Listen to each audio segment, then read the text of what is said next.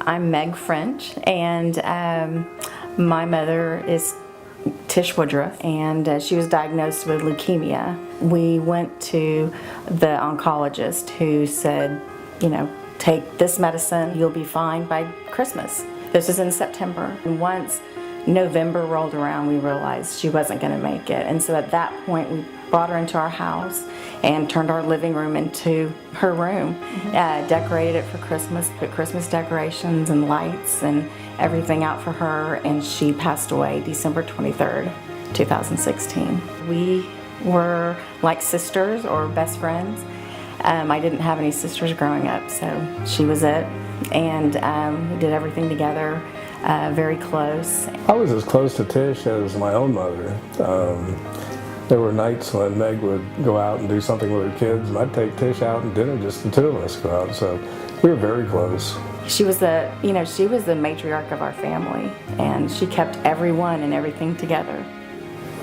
So, it was just, all of a sudden, we were left without her, the person that, held us all together. So it was devastating. We didn't really have time to realize what was really going on.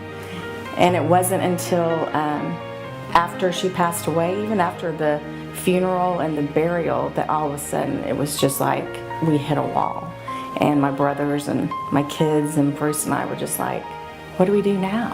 And then Becky Elam, she said, when I said, do you know, this is before I ever even looked online, I said, do you know of any places that can help, deal with the grief? And she said, oh yes, Faith and Grief. I mean, we didn't know. There wasn't a lot of resources out there, and I talked to friends who had lost their relatives, talked to people at church, and there really wasn't a great source. And we went online, and it was kind of ironic that Meg and I came up with the organization independently. And then, so we signed up, and originally I was going to sign up Meg and her daughter Madeline, who was Tish's caretaker for the last 6 months.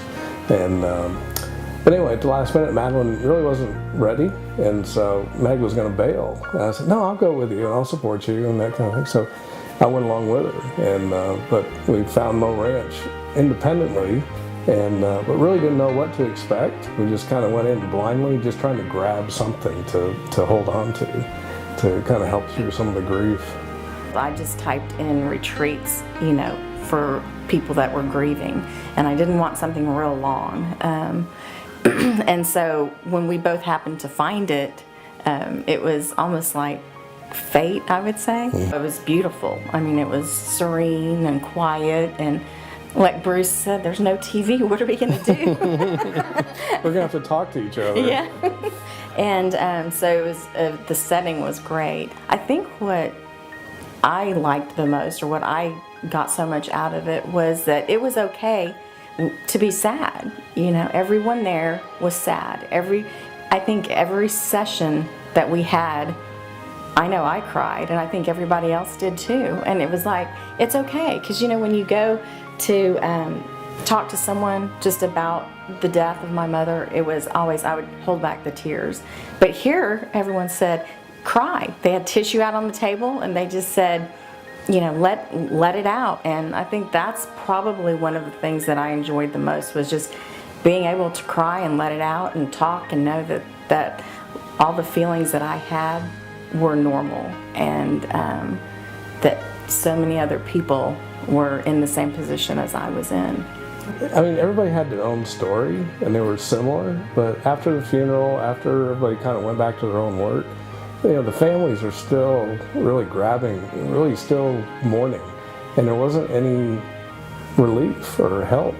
And just sitting at some of the other tables was listening, and some people, the relatives had passed away several years ago, but it was still very raw and very fresh, and realized that everybody had a similar experience, and but it was a great nurturing environment, and it was very well led. It was very structured, but at the same time it gave everybody, as Meg said, time to grieve and really kind of let it out.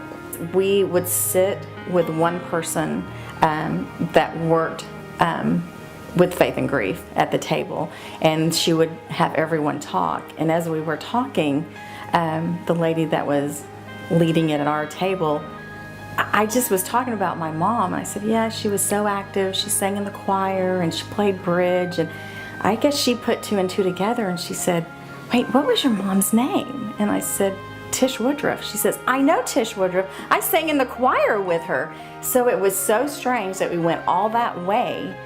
Faith and Grief was right here in Dallas in our own neighborhood. I would recommend them to sign up for one of the retreats, and not only the retreats but the support groups here in Dallas, and I think that would be very beneficial.